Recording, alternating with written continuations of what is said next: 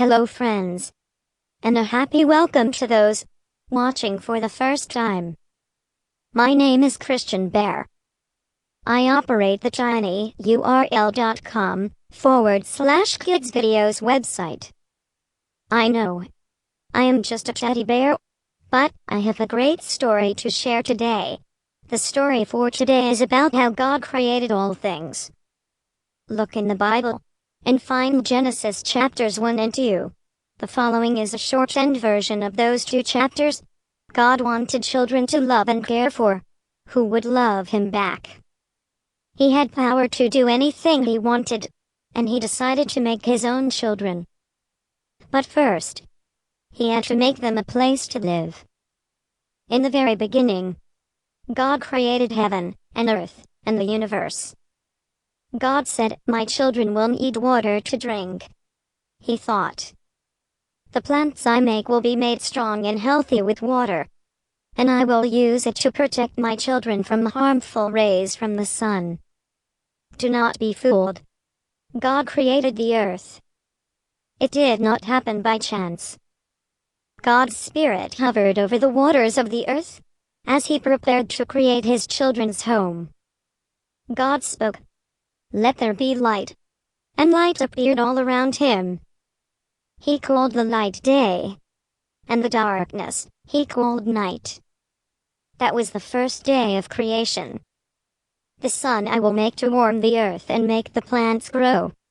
The sun will also hurt the plants and my children's skin.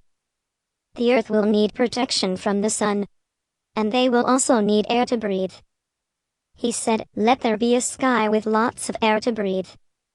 Let there also be water above the sky, to protect the earth from the sun." You should know that God created light on day 1. He did not create the sun on that day. God hung the sky above the oceans, and put water in outer space around the earth. That was the second day of creation. Next, God thought, "My children will need a place to grow some food, and a place to stay dry." He said to all the water under the sky, "Go to one place so dry ground will appear." The waters obeyed him. God called the dry ground land, and the gathered waters he called seas. Then he said, "My children will need all kinds of different food. I also want to give them a beautiful home. Let the land produce all kinds of plants with fruits and seeds. All sorts of trees, plants, grass and fruit and vegetables grew on the land." That was the third day. God said, "Let there be lights in the sky. I will make the sun to shine during the day, and the moon and stars to shine at night." He stretched a blanket of trillions of stars over the sky. The sun shone hot and bright on the earth, while the moon's rays lit up the night on the other side of the earth.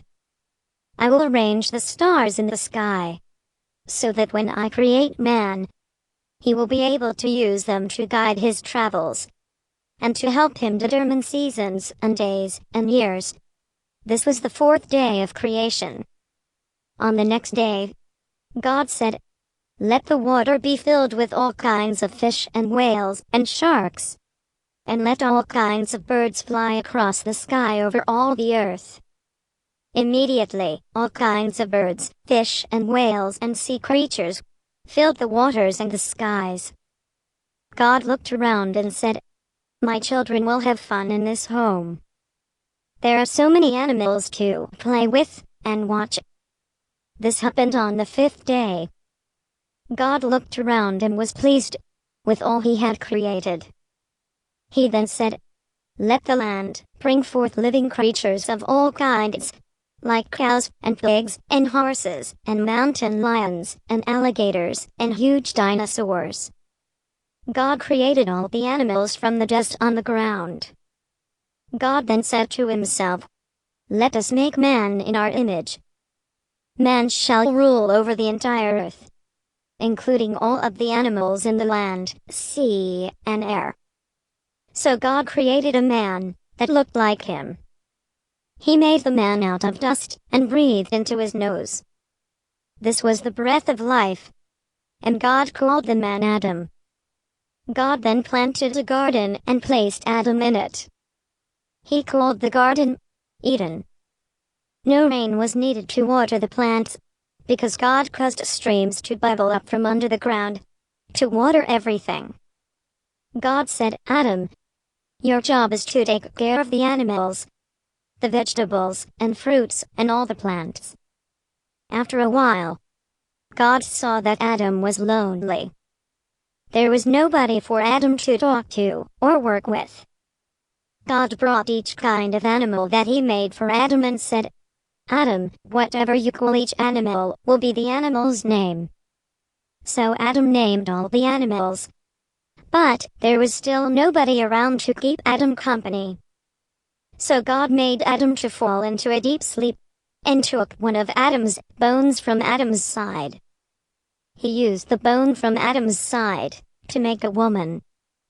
When Adam woke up, he said, because she was made from my bone, I will call her a woman, for she was taken from a man.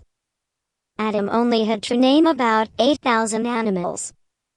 The kinds of animals we see today came from those animals.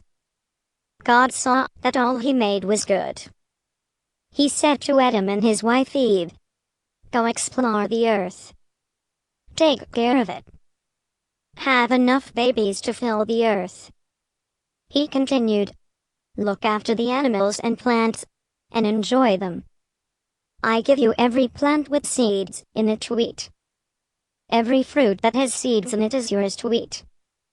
Every animal I have made, including birds, lions, tigers, and dinosaurs, are to eat the fruits, vegetables, and grass. God made his children a perfect home to live in. No rain was needed, as plants were watered from below ground. Adam and Eve did not need to build a home.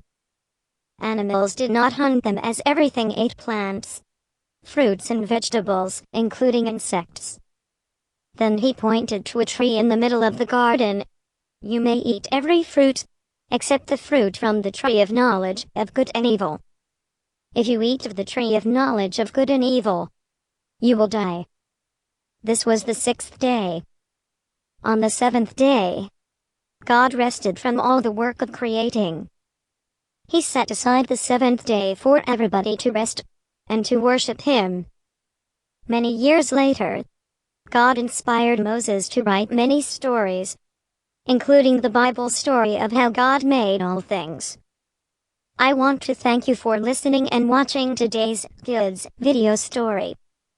And always give God the glory, the honor, and the praise. For only he is worthy of praise. And please, consider accepting Jesus as your Lord and Savior today.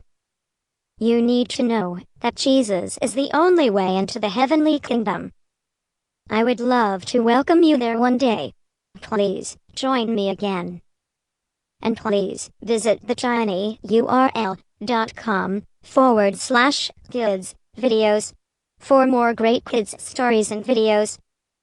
Thank you.